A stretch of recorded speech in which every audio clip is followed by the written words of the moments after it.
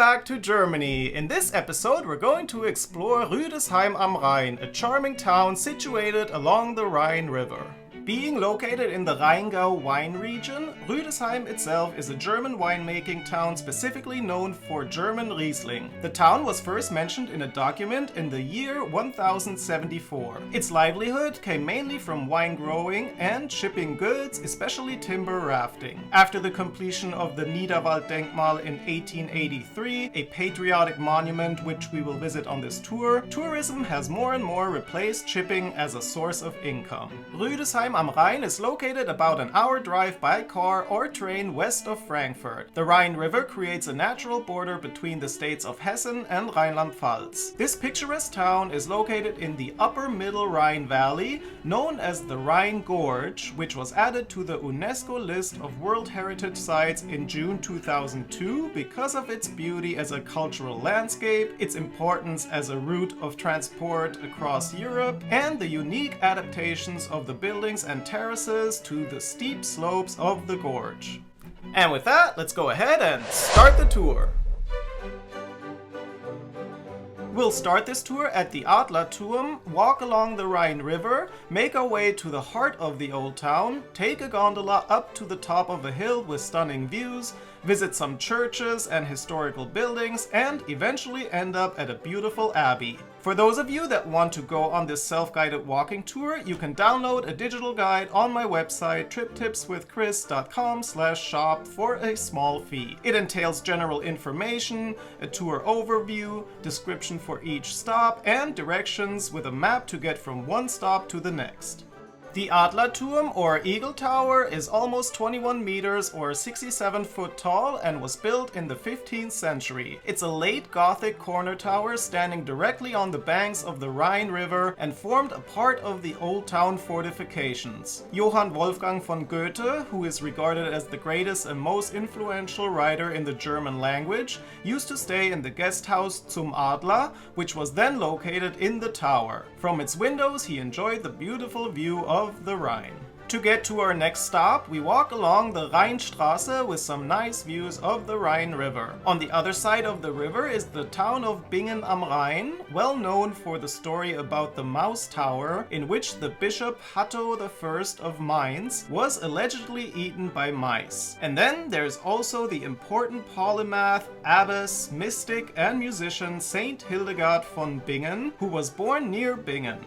She was one of the most influential figures from this region, and we'll learn more about her later on this tour. On the other side of the street we pass some cafes and souvenir shops, and then we pass the Drosselgasse, one of the most popular alleys in Germany. Take a glimpse of the alley now and we'll walk through it in just a bit. A few steps further we get to the Brömserburg or Brömser Castle. During the 12th century the old fortress was converted into a castle residence and was inhabited until 1937. The massive 2-meter or 6.5 foot walls withstood almost all attacks. Only the southeastern part was destroyed during the 30 Years' War, which took place from 1618 to 1648. The Brömserburg houses the Rheingauer Wine Museum, which highlights the area's 1,000-year wine-growing history. Please note that the castle is currently being renovated and you cannot go inside. I wasn't able to find a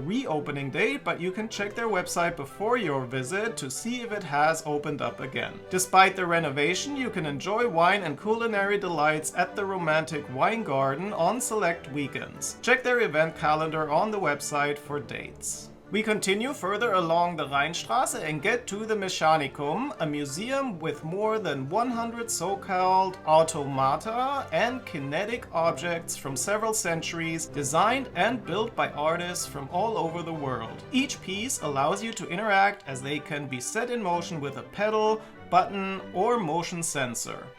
The building that houses the Mechanicum used to be the offices of the Asbach distillery, and behind the building you can find the Asbachgasse, an alley with stores, restaurants, and seasonal events. So what is Asbach Uralt? It's a German brandy which dates back to 1892 when Hugo Asbach founded the company here in Rüdesheim. To this day it is one of the best known German brandies, and people often drink it mixed with Coke or, specifically here in Rüdesheim, it is also added to coffee, the so-called Rüdesheimer Café, somewhat similar to an Irish coffee. You can visit and tour the Asbach Uralt distillery located at the eastern end of Rüdesheim. Across the street from the Mechanicum is the train station, so if you arrive by train, you can start the tour here. Now we walk back a few steps and turn left onto the Oberstraße. As we continue, we approach the Boosenburg, a castle from the 12th century. The only remaining part is the Roman Bergfried, or fortress tower. Directly next to it is a Gothic revival villa, which was built in 1873 and today serves as a concert venue. You can actually get a better view of the villa from the Rheinstraße that we were on earlier. On this street, the Oberstraße, there are also a number of beautiful old courts from different times. Undoubtedly, the most beautiful one is the Brömserhof, which was built in 1292. Today it houses Siegfrieds Mechanisches Musikkabinett with more than 400 self-playing musical instruments. Alright, now we get to the heart of Old Town Rüdesheim, the Drosselgasse.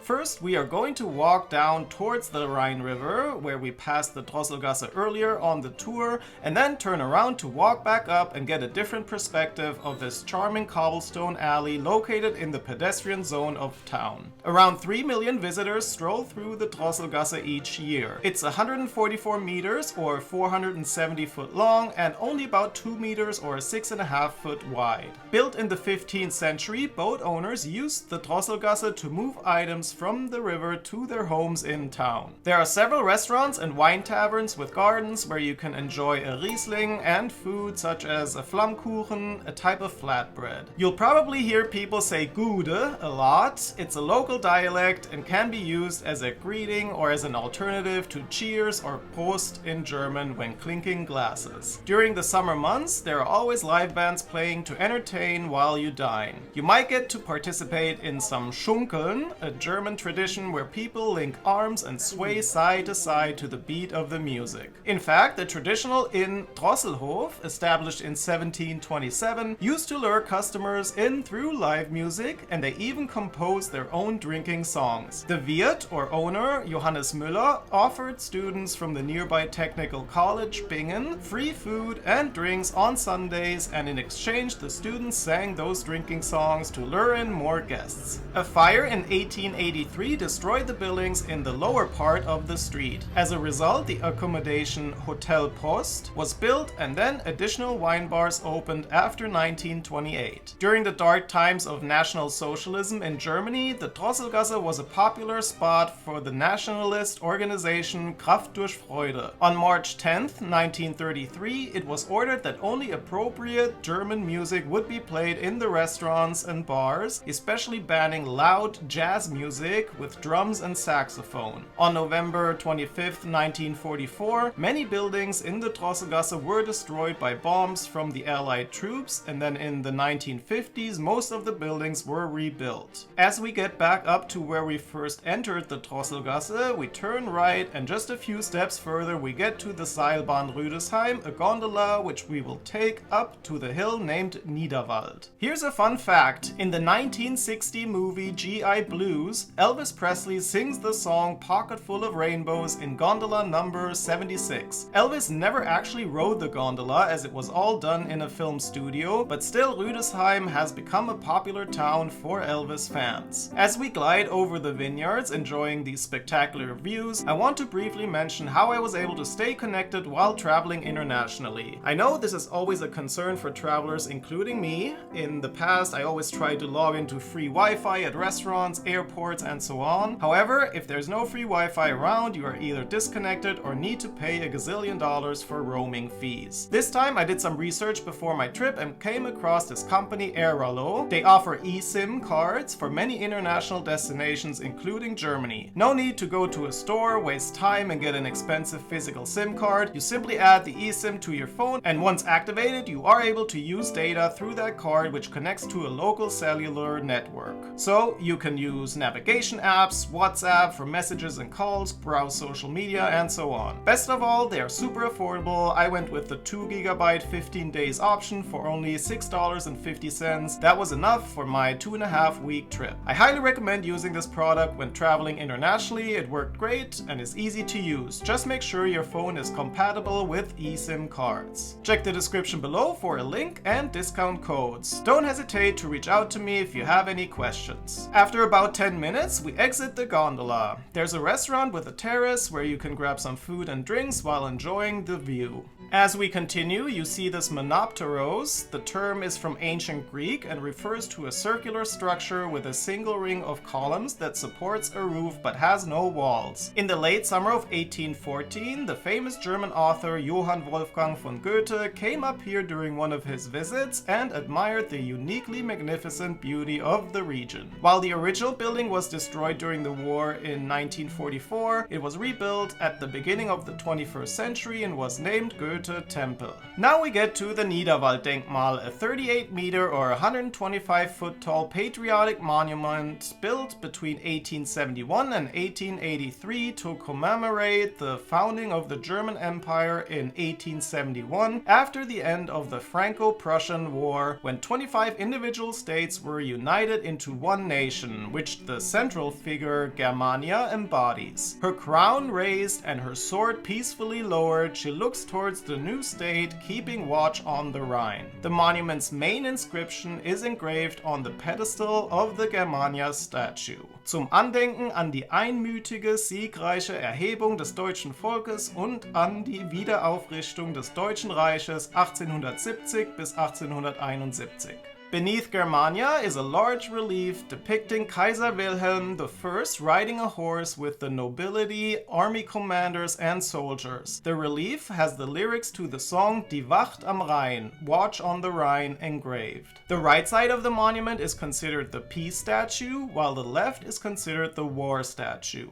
While you're up here, make sure to take some time to enjoy these spectacular views of Rüdesheim, the Rhine River, and the town of Bingen across from the river. Alright, time to head back to the gondola to get back to the old town. Right across from the gondola station, we continue along the Rheinstraße to get to the Klunkertshof. The back wall of the building is actually part of the town's oldest fortifications. Then we walk through this gateway underneath the house to get to the other side of the building. As you can see, it's a massive half-timbered building which is called Fachwerkhaus in German. The Klunkertshof dates back to the first half of the 16th century, making it one of the oldest buildings in town. Just a few steps further, we get to the marketplace. If you're visiting during the winter time, you can visit the Rüdesheimer Weihnachtsmarkt der Nationen, the Christmas market of the nations, right here. You can stroll through the market and discover different stalls offering goods and specialties from more than 20 nations while enjoying that special Christmas time atmosphere that German Christmas markets are known for. It generally takes place from late November until December 23rd. The church, towering over the marketplace, is a Catholic parish church built in the 11th century. After being almost completely destroyed in 1944 during World War II, it was rebuilt from 1947 to 1956. The western facade, the tower, and the northern nave are the only parts that were not destroyed. The organ inside the church was built in 1964, and after being expanded several times over the years, it has become the largest organ in the Rheingau region.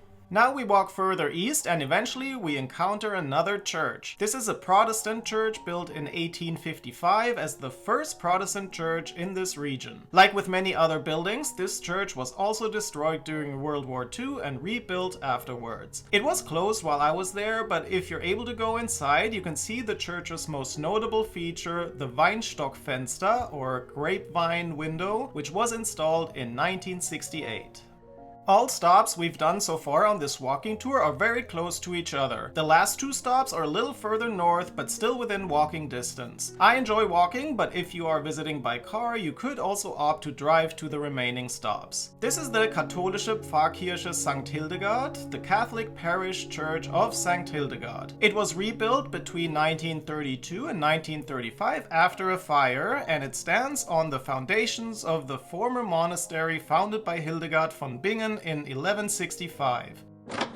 The church houses the Hildegardis shrine with the bones of St. Hildegard of Bingen. So who was Hildegard from Bingen? Whenever you visit this region, you will likely encounter her name somewhere. She made quite an impact as one of the most prominent and fascinating female figures in German history. Hildegard from Bingen lived from the year 1098 until 1179. She was a German Benedictine abbess and polymath, active as a writer, composer, philosopher, mystic, visionary, and as a medical writer and practitioner during the High Middle Ages. She is one of the best-known composers of sacred monophony, as well as the most recorded in modern history. She has been considered by a number of scholars to be the founder of scientific natural history in Germany. Now we walk up to the Abtei St. Hildegard, the Abbey of St. Hildegard, located in Eibingen, which is part of Rüdesheim. To get there, you walk through the vineyards, and as you are going up, you get some nice views looking down onto Rüdesheim. The Abbey is a community of Benedictine nuns, and the original community was founded by Hildegard von Bingen in 1165 and dissolved in 1804. The community was re-established by a German nobleman and prince in 1904. In 1941, the nuns were expelled by the Nazis and were not able to return until 1945. The nuns work in the vineyard and in the craft workshops, besides undertaking the traditional duties of hospitality. Make sure to check out the shop where you can purchase some goods, including wine. In the garden in front of the church building, you can see one of two life-size bronze statues of Hildegard from Bingen. The other one is in a museum in Bingen. Make sure to go inside the church. It is quite spectacular with all the paintings on the walls painted by the Beuron Art School, which was founded by a confederation of Benedictine monks in Germany in the late 19th century. Beuronese art is principally known for its murals with muted, tranquil, and seemingly mysterious coloring. Beuronese art encompasses painting, architecture, altar vessels, and furnishings. The church has been a venue for concerts during the Rheingau Musik Festival, which takes place in multiple venues throughout the region every summer. This concludes our tour of Rüdesheim am Rhein. I hope you enjoyed it, and if you did, please hit that like button and share it with your friends and family. And if you have any questions, drop them down in the comments below. And if you want to go on this walking tour, download the digital guide on my website. Next, check out this walking tour, and with that, I say thank you and Dankeschön!